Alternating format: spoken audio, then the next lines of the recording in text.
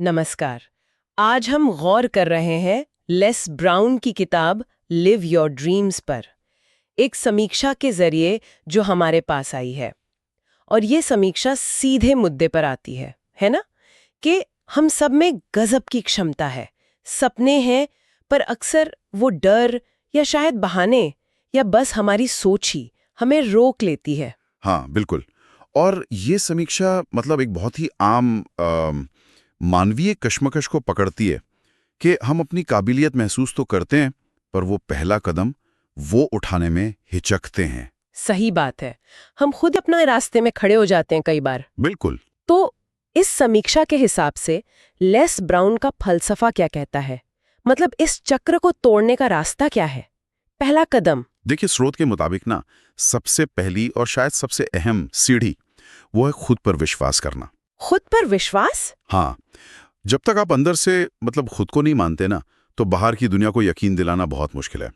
और less brown का अपना अनुभव, वो जो उन्हें स्कूल में एजुकेबल मेंटली रिटार्डेड का लेबल मिला था। हाँ, वो तो बहुत बहुत हिला देने वाली बात है। बिल्कुल, वो दिखाता है कि आत्मविश्वास ही वो फाउंडेशन है, वो नींव है जिस पर सब कुछ टिक पाए। ये बात तो बहुत शक्तिशाली है, खासकर उनके अपने जीवन को देखते हुए।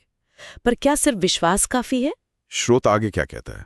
नहीं, विश्वास के बाद जो बात आती है वो है जिम्मेदारी। रिस्पॉन्सिबिलिटी। जिम्मेदारी। हाँ, समीक्षा इस पर जोर देती है कि भाई अपनी हालत के लिए दूसरों को दोष देना बंद करना होगा। ये सुनने में शायद थोड़ा मुश्किल लगे, पर स्रोत का तर्क है कि जब आप जिम्मेदारी लेते हैं तभी आप कंट्रोल वापस अपने हाथ में लेते हैं, अपनी कहानी बदलने का। अच्छा, तो ये एक तरह से अंदरूनी बदलाव की बात हुई, विश्वास और फिर जिम्मेदारी लेना। जी। लेकिन वो जो एक बड़ी दीवार होती है जिससे हम सब टकराते हैं, डर, उसके बारे में स्रोत क्या कहता है? हाँ, डर। देखिए, स्रोत इसे ना एक भ्रम की तरह दिखता है, एक परछाई जैसा। परछाई। हाँ, जो हमें बस हमारे कंफर्ट जोन में, मतलब वो जो हमारा आराम का दायरा है ना, उसमें कैद रखता है। और इससे निपटने का एक तरीका ये याद रखना है कि आपका अतीत आपको परिभाषित नहीं करता। Your past doesn't define you. Less brown की कहानी, गरीबी, वो अस्वीकृति, वो लेबल, ये सब उनका अतीत था, पर उन्होंने उसे अपनी पहचान नहीं बनने दिया। स्रोत का सार यही है कि आज आप क्या करते हैं वो आपका भविष्य तय करेगा, ना कि कल क्या हुआ था। यानी डर और अतीत के बोझ से उससे ऊपर उठना बहुत जरूरी है। चलिए, मान लिया ये अंदरूनी लड़ाई जीत ली, विश्वास है, जिम्मेदारी ले ली, डर पर काबू पा लिया, फिर आगे बढ़ने के लिए क्या चाहिए? यहां पर स्रोत एक और बहुत जरूरी चीज बताता है, दृढ़ता। परसिस्टेंस। लगे रहना। बिल्कुल। क्योंकि रास्ता आसान नहीं होने वाला, मुश्किलें तो आएंगी ही, लोग शक भी करेंगे, आप शायद फेल भी होंगे, पर समीक्षा कहती है कि हार न मानना, बस लगे रहना, वही जीत का रास्ता है। लगातार कोशिश के बिना बड़े सपने हकीकत नहीं बनते।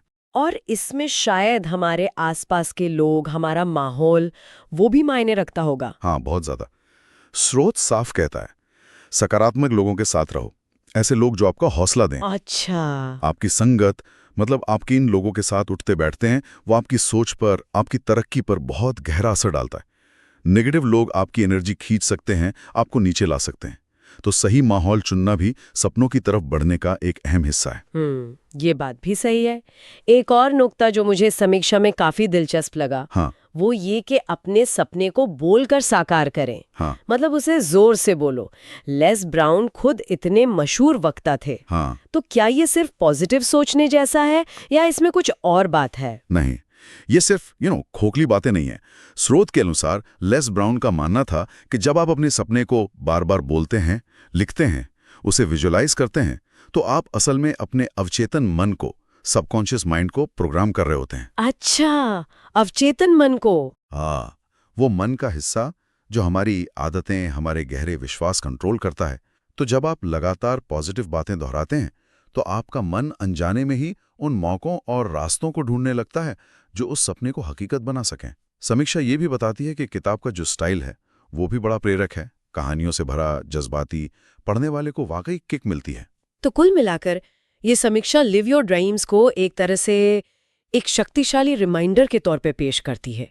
ये याद दिलाती है कि हमारे अंदर जो क्षमता है उसे जगाना और फिर उस पर एक्शन लेना वो कितना जरूरी है।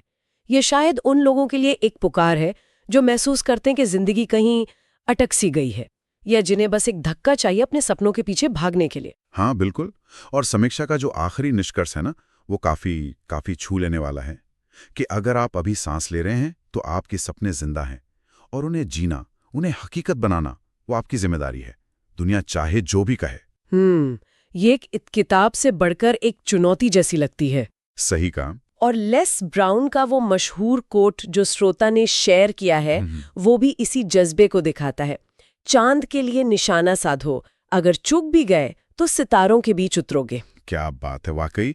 और शायद हम अपने श्रोताओं के लिए एक सवाल यहाँ छोड़ सकते हैं सोचने के लिए। हाँ जरूर। कि इस समीक्षा में जो अलग अलग कदम बताए गए, विश्वास, जिम्मेदारी, डर पर काबू पाना, लगे रहना, सही संगत सपनों को आवाज देना, इनमें से वो कौन सा पहला कदम है जो उन्हें लगता है कि उनकी अपनी मौजूदा स्थिति से आगे बढ़कर अपने सपनों की तरफ जाने के लिए सबसे ज्यादा जरूरी है? कौन सा पहला स्टेप लेंगे वो?